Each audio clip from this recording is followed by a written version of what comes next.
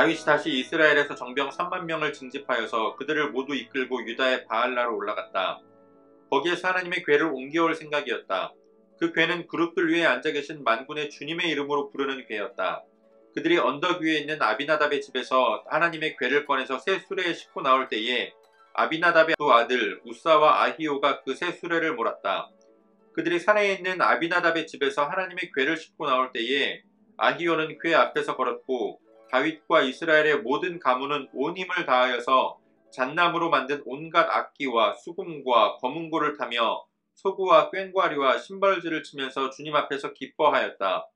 그들이 나곤의 타작마당에 이르렀을 때에 소들이 뛰어서 궤가 떨어지려고 하였으므로 우사가 손을 내밀어 하나님의 궤를 꼭 붙들었는데 주 하나님이 우사에게 진노하셔서 거기에서 그를 치시니 그가 거기 하나님의 궤 곁에서 죽었다.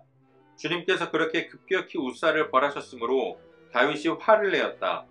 그래서 그곳 이름을 오늘날까지 베레스 우사라고 한다. 그날 다윗은 이 일 때문에 주님이 무서워서 이래서야 내가 어떻게 주님의 궤를 내가 있는 곳으로 옮길 수 있겠는가 하였다. 그래서 다윗은 주님의 궤를 다윗성으로 옮기지 않고 가드 사람 오벳에돔의 집으로 실어가게 하였다. 그래서 주님의 궤가 가드 사람 오벳에돔의 집에서 석 달 동안 머물렀는데 그때에 주님께서 오벳에돔과 그의 온 집안에 복을 내려주셨다. 아멘. 9월 27일 화요일 오늘의 매일 성경 본문 말씀은 사무엘하 6장 1절로 11절까지의 말씀입니다. 오늘 본문 가운데 다윗은 하나님의 언약궤를 다시금 예루살렘 성으로 옮겨오고자 합니다.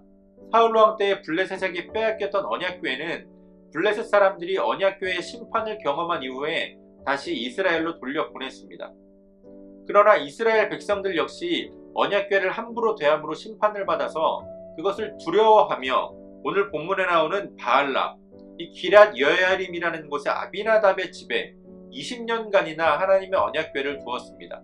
오늘 본문을 보게 되면 다윗은 좋은 마음으로 하나님의 언약궤를 예루살렘으로 옮겨오고자 하지만 그 일 가운데에 하나님의 심판이 임하게 됩니다. 수레를 끄는 소들이 날뛰면서 수레에 실려있던 하나님의 궤가 떨어지지 않도록 붙잡았던 우사가 하나님의 심판으로 그 자리에서 죽은 것입니다.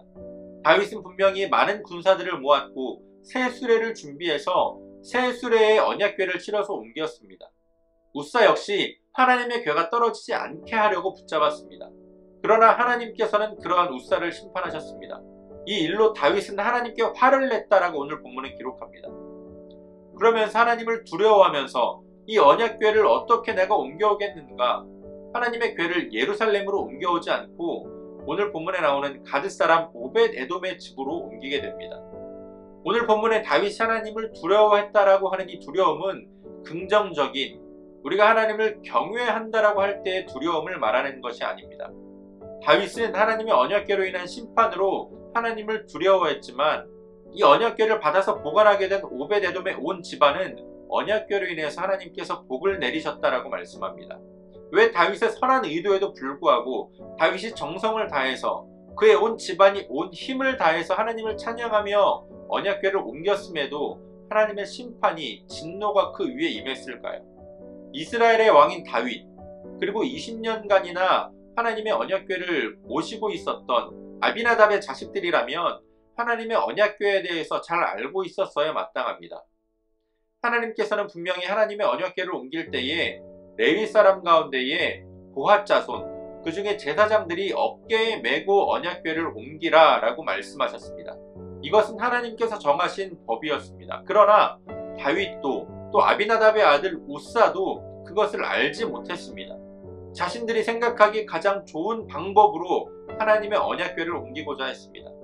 다윗이 지금까지 승승장구할 수 있었던 것은 다윗이 매 순간 하나님의 뜻을 물으며 행해왔기 때문입니다. 그러나 다윗은 어찌된 일인지 하나님의 언약궤를 옮기는 일에는 하나님의 뜻을 묻지 않습니다. 당연히 하나님이 원하시는 일일 것이라고 생각했을지 모르겠습니다.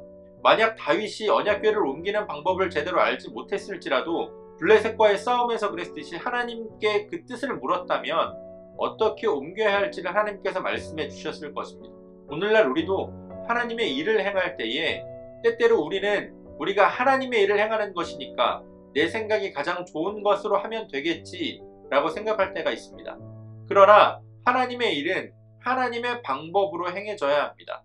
그래서 우리는 매 순간 하나님의 뜻을 물어야 합니다.